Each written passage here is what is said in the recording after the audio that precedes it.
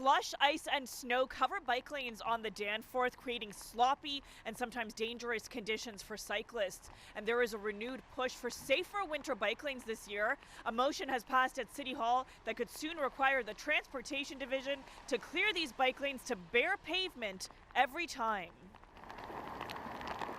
Cyclists navigate through a slushy obstacle course as the winter weather makes a comeback in the city. I try and go through the winter as well, all seasons. Sometimes it feels like the diehards become die-easies, and I don't feel suicidal, so I don't actually go out. Until now, safe and passable was the minimum standard of ice and snow management on Toronto streets.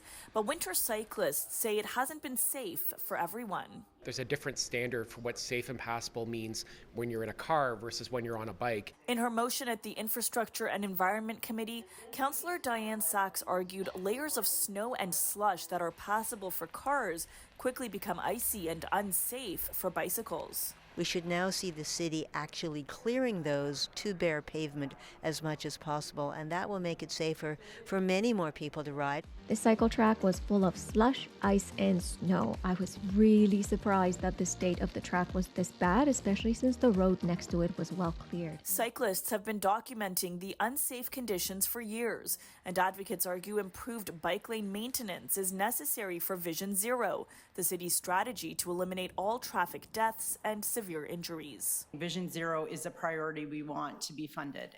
And in another motion that could make streets safer, changes are coming to the way the city processes speed and red light camera disputes. Instead of going through the provincial courts, we'll go through this faster, more efficient system, similar to how we process parking tickets. According to city staff, the average time for a trial for a red light camera dispute in court was between 300 to 400 days versus 68 days to conclude a parking dispute.